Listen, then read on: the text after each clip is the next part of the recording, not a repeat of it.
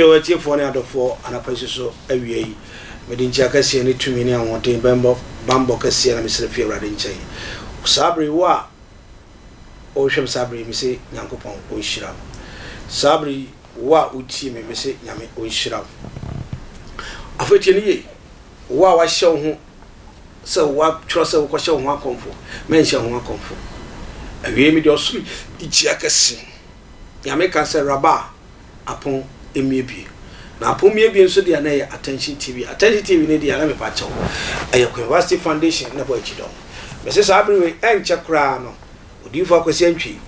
odifo back to back abai hyew semeko o frame odifo back to back amaje so abai hyew semeko ya enche me ne nsaw prison for back akoto nsa na yediti orofo fa wo de be kamede ho ma yenkone ye kwa attention tv de akire o metwa ama wo hu sa ampa nipa ye ho ye be screaming live ma wonya bi wo hu because ye nuan na de fie no omo hu hia yenko hwe mo na omyonko da ene wuta ma me chia miame olumai na retire jehu akaboa the third papa nyame chia no ye okase mama nkwatente mama onyini che na olumai ni akabia so nyama onye ne boko sabri amcha fanche kase ma bro chefo nyina me amfa mama me mama me dofo Agnes nyame chia na mia Juliana me mama Juliana mama nyame chia na mpa chia mama Helena so nyame chia no ye okase odomfo ne mburuhufo ne awurade ni Jacob nyankopon na ne yesunsun awa ka bibisa nkwantana so abisa ka ya che nkwantana so abisa ka ya che ya na emeritia mu na asofo bi baso na ene okolive kakra waba tine se back to back dia na ya dia ye kan se woti ase na wo hu ani na woti ase dia se ne tie bia no otwedi ampon nyankopon be okase na wa okase wo tama yatena TV so a ye be kasai orofo nyame kan se jebre tobo ase na mpra ho ase na suade a ye be pese me na mrepam no kwatana nso bi sape ene etimi fire sunsun me kire se ehfa na akwanhia beto na ye bo hokoko ye bo ho mpai de mom so munyaye na akwanhia beto na ye sre na ne de ye pese ye hwe living nyama bi living things no living things because you bring bro for living things and non living things is here hwe nyama bi a living things or non living things and in bro nyama kasa if you feel to understand you understand if you not don't worry yourself tell me and na ye be hwe awia aboyi tumi ni ahode ekita ne ahwem frama tumi ni ahode ekita ne ya san hwe asase ye duema buro no tumi ni ahode ekita ewia ya hwe nsuo tumi ni ahode ekita oni onyankopon ka se the tumi Genesis no ka se onyankopon tumi butu nsuo ni ma me na kwa ba so na ye papa ne ancestors ne fa so onyankopon omusuma wia the sun god ana omusuma asase ana omusuma frama ana omusuma nsu eno ene ye trase ye nyobi a wabere onimte asofo iso etimi ka se o ye asofo ewu nyina ye se ye yiri me baako ntiama kuan ne ekuan oba no wo ye waje se o twa on kakra oba ko ji antoade abachew wo ye asofo na wu noko eno na papa yi said no asofo ba no wacheche bone wacheche ntie be ka about nature na ye sunsun yuma no atato ma immediately right hand ma sofo Okyire akwaba Muzama International papa akwaba oho enudi ni sofo akwaba eneso so nyame ama ho efe sa ere nyame ase eneso so etiefo atwamonim ye ka so ba etiefo twew ni ye twew because semi wa na pochium semi wa etimi ko wo na ko wo omemu mpanifo semi wa na ja keka na ko sisi bibi so eno na yato sa fro se ebi bisa se wi akro ye de ade asase ye de ade nsu ye de ade na mepese wa bai wo be kire unim dia nyame dia domo no wo bi be kire matiefo enti sabri is over to you yo sofani me do ase me das Michia matiefo nyina ewie sofo SK Okyire Muzama Church International obi a wutie mi bia no em say obeye asuye na ode akoma no na adwene no adi kakra urade be me yakwan ne aka na chi na yeso ya brisi ya hwe niama ya gya no wachire na niama adi anim kan a yankoto nyame bo wiase ache na ya ye bai ya de petre ma ye gya niama bebre wachi niama bebre so wo ho a ye nkoto kra ti ya damase ti fo mo a mo hwe me wo Ghana mo ja afa mo hwe me na abuchirefo a enne manya akwama biem metu kwan ho kire me timitumi nya kwan ma enne ye de ma ba biem na me aso bi nkan nyina me sanso mo bia anso afisha pa bronya no ye ntumi anhia de enne so e bronya e mama afisha pa mentumi ama na mama mo biscuit ono nti mo so bia ntumi ama biscuit empa ho wo de biscuit no wo de ma me be na me shira wo ba bia wo nyame mo adwuma nyeye yankopon ma wasetem entre bra yeti wiase ewia nasi ewrade ma ewia no ntoye so na yebibia anya kama ne otisum mu no ho ewrade ne oti ewia mu no ho ewrade nyame kan nyina ho awie Christ ni din na eni mo ka sei ba bia wo bia fa kuma pa ka sei amen amen odifo ananso aye ejane pe ma beka wansa na ubisa se they say ya see yesuma wia na yesum nsu ana mframa ye ntumi enen kwa de me ntumi nkyire mpoche se yesum nsu ana wia ana mframa enne de ye nkomusa beti ye be ma tiefo etie na merepemu no ye be point by points. Yeah, according to Bible na akere baby aye free. Ma metome na me hu no. Na supo nka tete na ye ni free ye no. Na ye papa no kan na no ho abakwasem. So, me na ne ye friend no okire kwadwo. Na okire kwadwo ni papa ye friend no kwadwo budu. Kwadwo budu ni papa ye ya want o mo keka ma o mo nana di better no. From 2000 be nya da jesa nti ne uba no ni mu nko bi kura na papa wu ntem nti uba no we hu papa onso bibia ni wa de be bo papa di nti one na kro ni di oni madwuma oye etetete no de na mpatenten wo ontina e ma ye hu awonto aso se o kan ai meti wana o ka awonto aso we fu we na we wu we na we wu we nti e ma ye hu se ye nana no no ofri ha beti na no ye and I say, I will be over paying friends or say friend dada. Oh, my me a friend of mine, may a cry. In him, baby, are you free? In me and Nana, in your Japadin, Ira. And I, ye did a man bitch in there. Enti, and then make a just say, assume sua. Obia, and a Christian I be brave. Obia, only me, I make an obedient baby, I can show a boy. Na me ka so ye suma wi anso be ka se ye suma aboso but hwe na Christopher mpo na ye kra na ye friend ya Christopher no ye na ye se nyame anyunyam ye na ye se nyame adwuma obi se nso da on feature mpo na se wo sabi na wo de gu o manche ase a wo somboso ana se enka tete ye wo ye nananom no nso da wo na na afom nso da ye maame no ye papa no feature ye som no afibia omo ade omo ye omo jedi kire se so for gina me ba o ya speed this is here o so ye din na metie wasem no that's o kan sem bi se Nyankopon bo wiase ache na Nyankopon no ten no de bo wiase wow ye de beto for another day thank you na o san kan sem bi se thank you na ya papa ne ye nanan no insuo no mo sum insuo buta anu no mo faso de sum Nyankopon enti nne no wo pa chem se yen continue ne yen nya na se ne ye ya aya bosom sem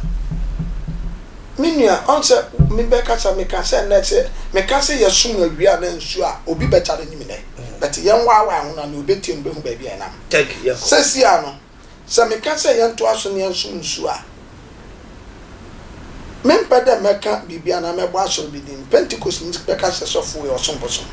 Methodist na one man churches abe beka zemeso apostle we so osomboso but me ma obiara ote asase so sesofo ana ohene ana obi biara ogine mudi ni say ye yi nsuo fi ye nyamesomma ye hu awurade tumi. Thank you. Etiefo na da for me pacho high attention TV ni dia na me pacho odi for back to back ni ebe issue se meko na ebe issue se meko nso dia we 10 ebe hihyew so for minia what me asisu pi me pese osisu pi se ya sofo ya dane Kristo so of course nya Yakobon de maye no minia ma me kan se bi kiro ye woni mfaso me kan brain wonyamem asofo ananipa enipa ye wasase so we ye woni mfaso ye woni mfaso nsen Adam Abraham Jacob Isaac ene akwashefo abesenko omo de no omutie nyame asem omo bu nyame omo nyame no omo kasa enti sofo me bisa wo etiefo tie attentive for tiefo no mo pensa ma emu kofe ye bisa de bisa enti no wodi nsagu famu a anako so nkogu nsa enye bone minia wo bisa ma sem bi enti na me ka cho se me si nyama bi posese a ebe ntokwa ma fiefo sese atiefo da bi on se attention atiefo so omo pade bi a kan no wasiso me pacho na aye bi na o yesi ada to bo ase ma me nkyere wade bi enne Kristo so bi person ye Kristo Yesu Kristo be ka kire nse so bi person onya ahemana de kwa ne mfa ne fem odi for ka bibi ye cheche no one ade bi ye mane hu no kure oh try ebe say time Yesu be ka kire wo John say wan fi nsuo eni sunsum kronkrom anwosofo odi for no minister no lawyer no lecturer no fofra ni nyuma nyina chi no ore hu Yakobon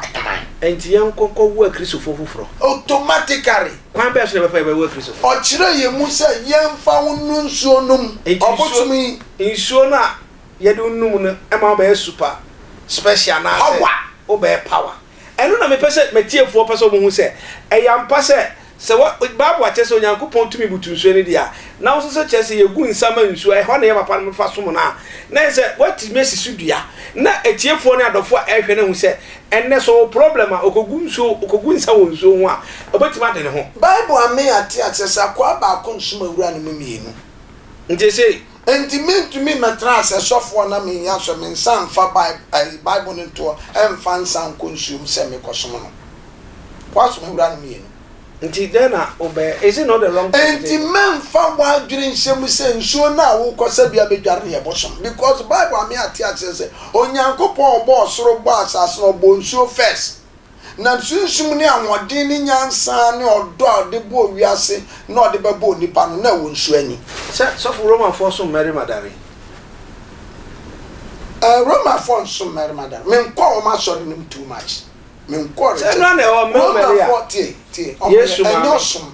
eden enyosom omusom na omusom Yesu na o ma dwene ne se through Mary obetimi arochi Yesu na ma omunya Yesu nti dan ko bi kan Bible mam say Matthew maybe a few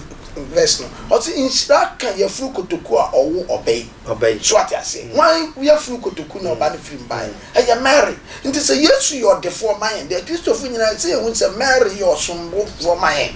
because won to me sum Yesu na won kan kire ne ma me so ye kolo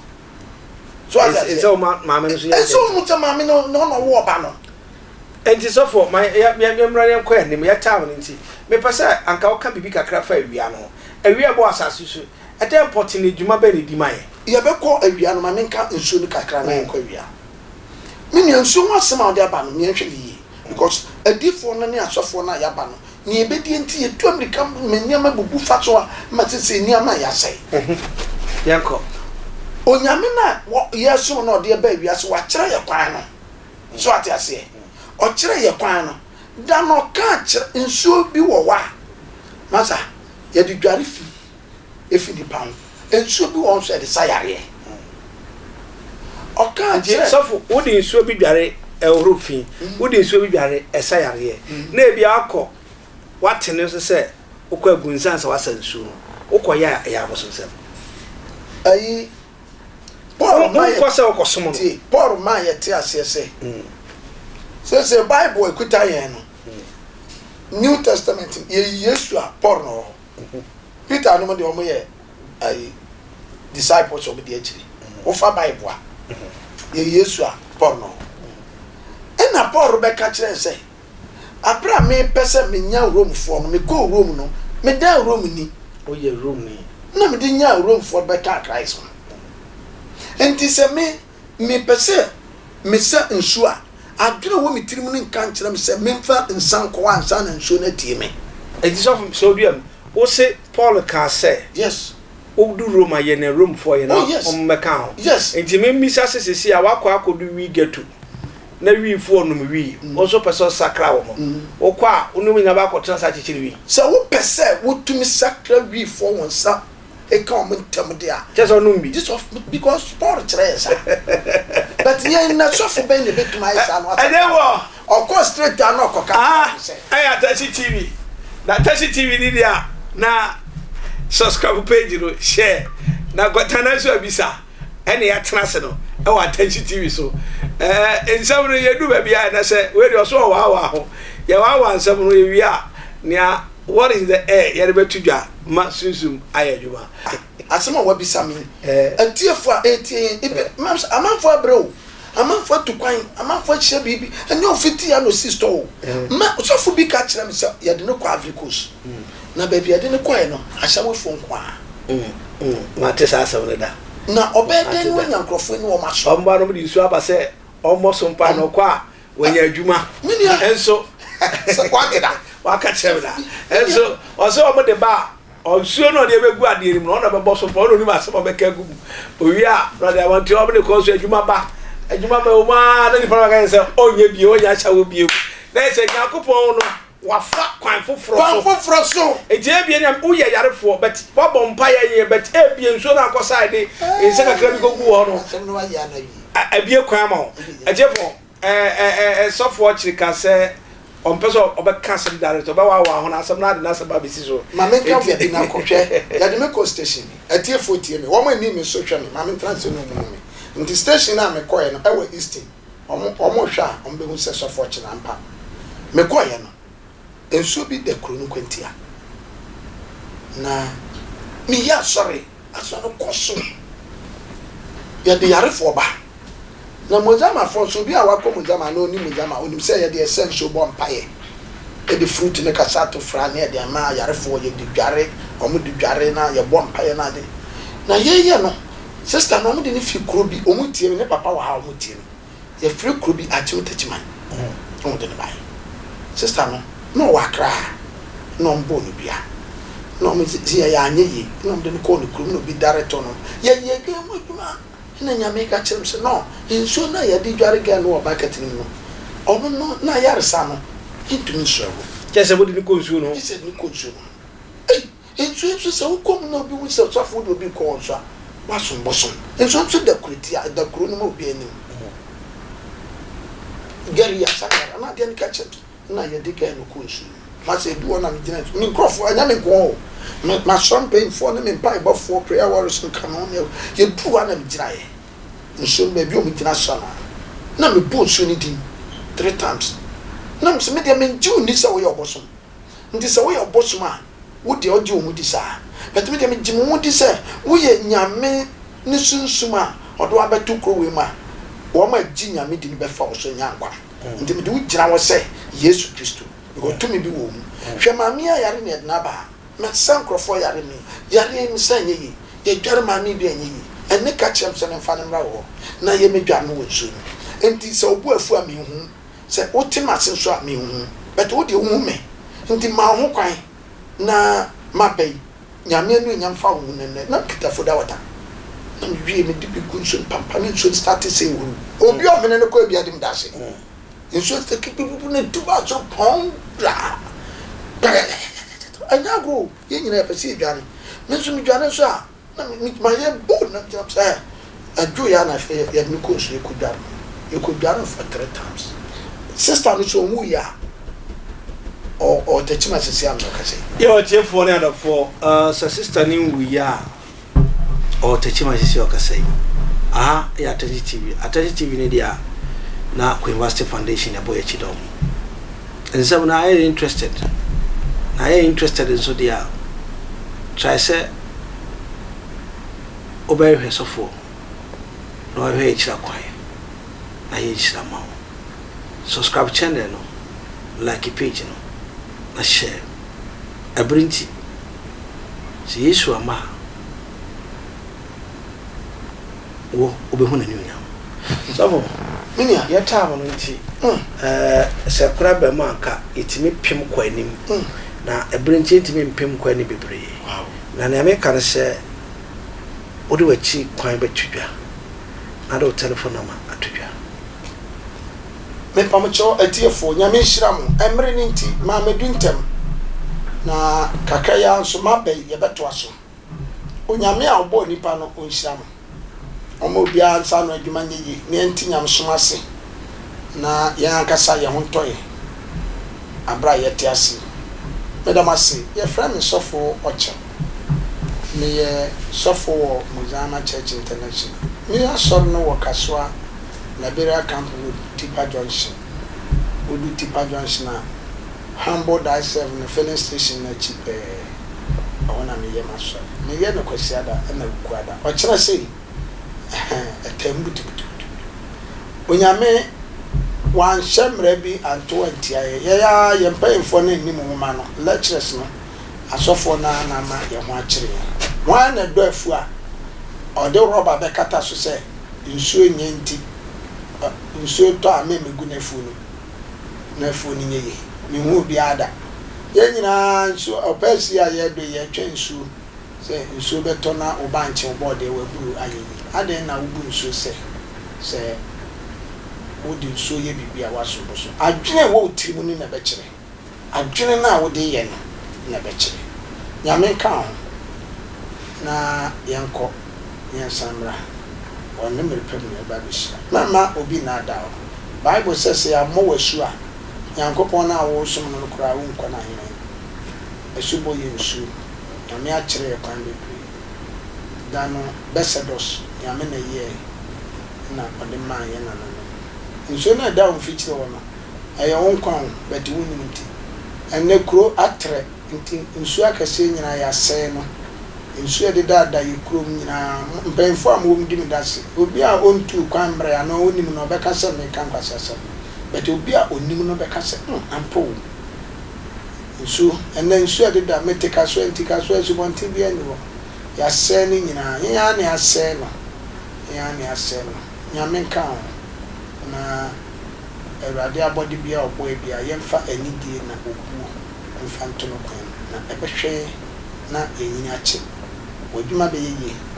aware be onyame hira amen me number no 0243 me number no 0243 80 75 00 0243 80 75 00 and was atiefo aha ya Attention TV so dia ankwata na bi sami kwata na bi sami so ni dia na sunsun nsam ni oh yes orofo onyame hira wo bese hia enu bi di mpo sabri makrao bye bye